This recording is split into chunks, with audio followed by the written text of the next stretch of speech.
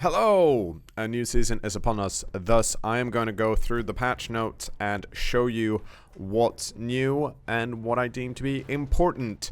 At this point, I'm sure you all know that this season's team is... let's see. No, over there. Wood Elves. Now, this is probably not apparent, but just as I was going to sit down and record this video, my internet's gone. There's apparently an issue with my ISP, which means I don't have as much footage as I would like to show off. So we'll see how this goes. But just imagine a lot of like pretty wood elfy stuff, and I will probably do some type of wood elf video later on. But here's the skinny. The wood elf faction is finally here, and it also has 4 star players added: Gloriel Summerbloom, Jordell Freshbreeze, Kernuth Darkvold, and Willow Rosebark. Out of those, I think Willow Rosebark seems to be the funnest one. Unfortunately, I don't have video of her right now.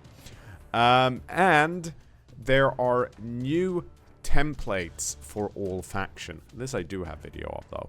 And what that means is that when you start a fresh team, in the previous seasons, you had a choice between manual and automatic. Automatic meant that the game put together a team for you, and you're like, cool, thanks. And manual meant that you bought the team on your own because you kind of knew what you wanted. I always used, manual because I want to build my own teams.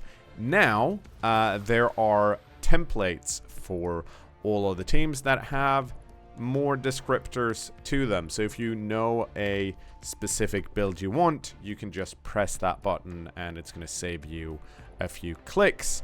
Personally, I'm probably going to use manual all the same, but nice to have some extra templates available for those that can't be bothered. The more, I think, exciting part of this update is that custom team is now also a checkbox on the new team menu, and if you check that box, you can build whatever you want, and you can give your players whatever upgrades you want, and it's just going to reflect the SPP count and the team value.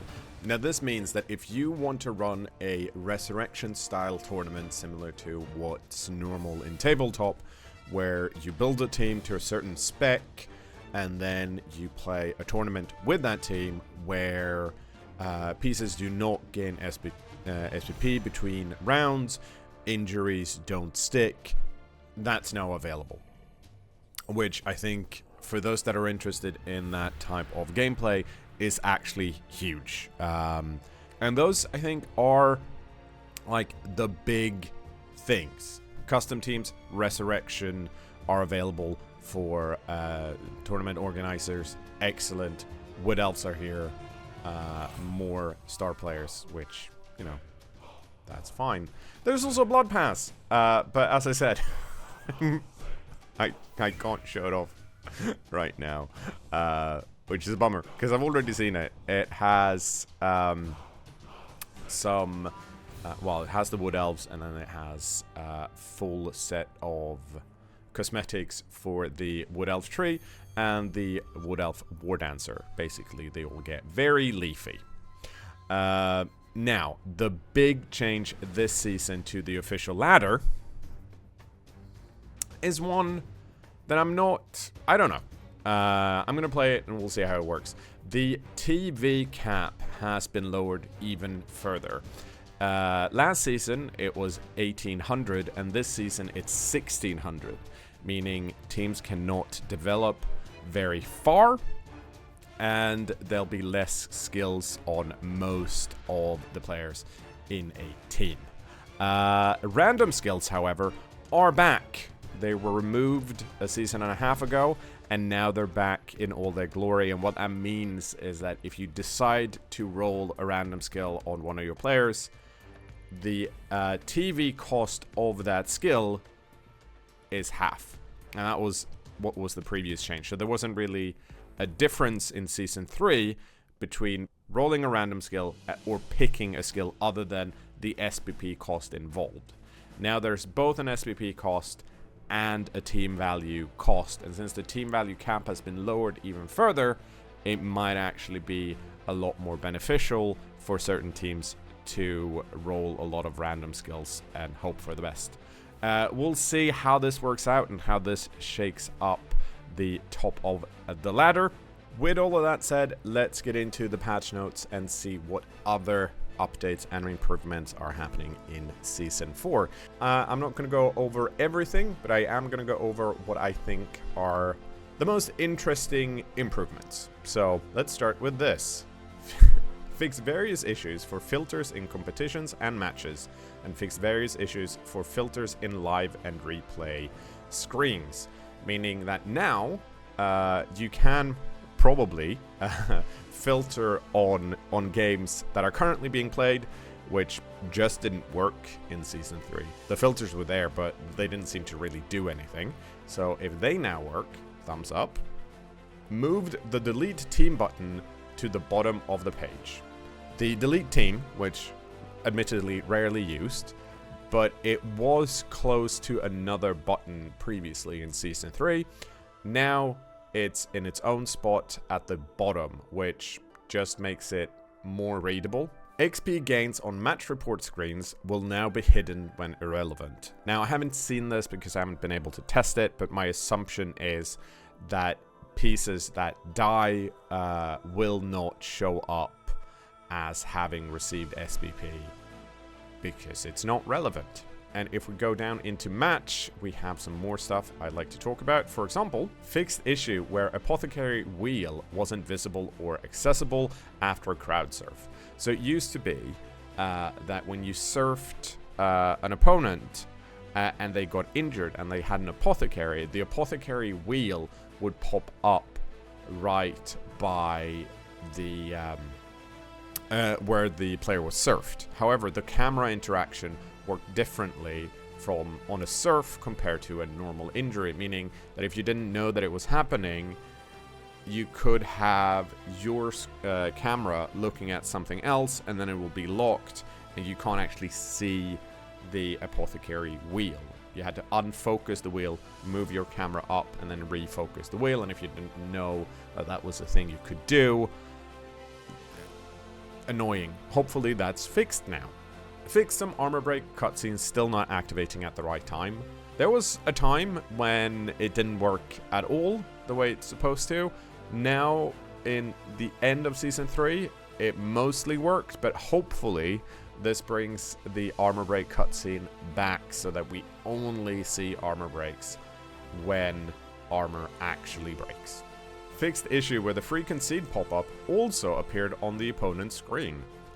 This happened to me 2 times last season, and it freaked me out both times when I was not the one conceding. Apparently that's been fixed.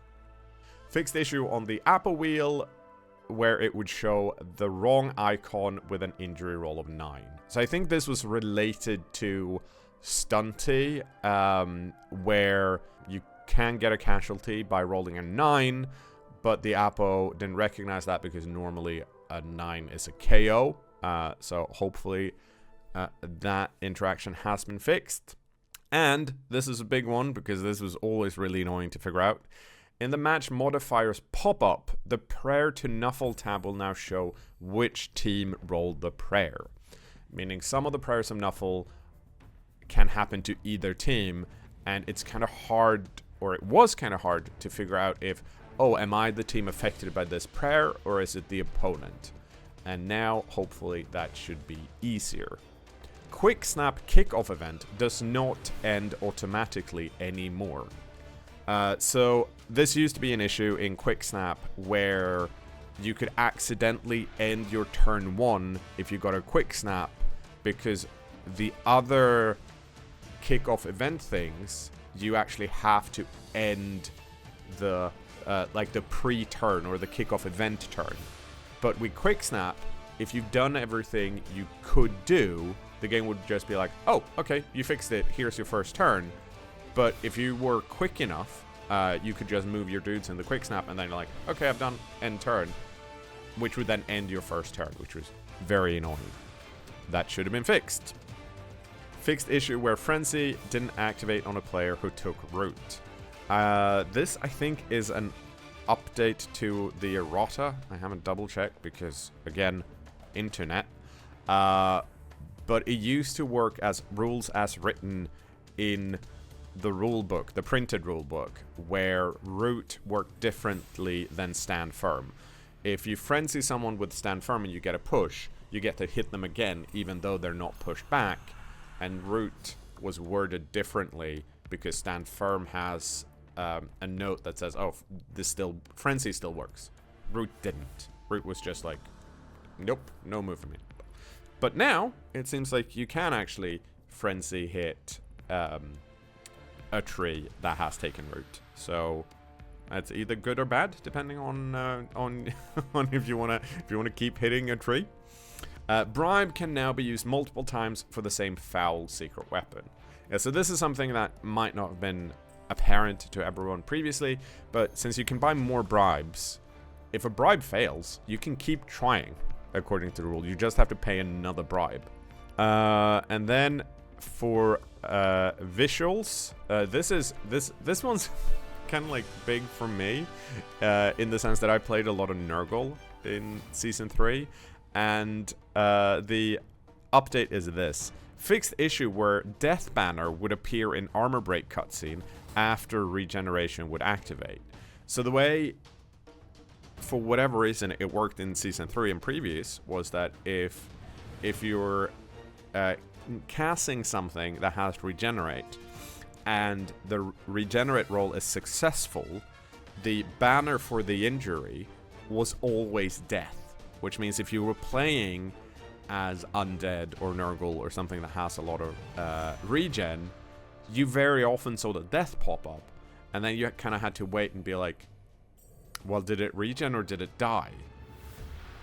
And now this has apparently been changed, so I'm assuming it's been changed in such a way that the injury still shows up, but you'll know if you regened after the animation has taken place. We'll find out. There has also been some AI improvements. I don't play single player, so I don't know how big or how small they are, but it's nice to see that they are working on the AI for those coaches that want a single player experience. And then there's been some fixes to replay and various localization issues and other stuff, but I've not marked any of those as interesting, so I'm sure they're interesting to you. It just wasn't any of the things I wanted to talk about. And that is pretty much most of the Season 4 updates. We have Wood Elves coming in. The TV cap for the open ladder is even lower now. You can make custom teams and you can make resurrection leagues. And I am going to spend a large portion of the early game of Season 4 on a new account trying to climb from bronze up to Masters. For two reasons. I want to see how long it takes. Well, they're actually the same reason. A, I want to see how long it takes in Season 4 to get into Masters. I want to get a sense of what the games are like down in bronze. And I want to see how long it's going to take me to unlock the Wood Elves as a not free to play, but a player that has not bought the Blood Pass. Because normally I just get the Blood Pass, I have access to the team. I want to see how much of a slog it actually is to unlock it all. So if you want to join me on that journey, you can do so. I'm going to start on Wednesday the 14th on twitch.tv/cKnoor. Some of them might also be live here on YouTube. We'll see.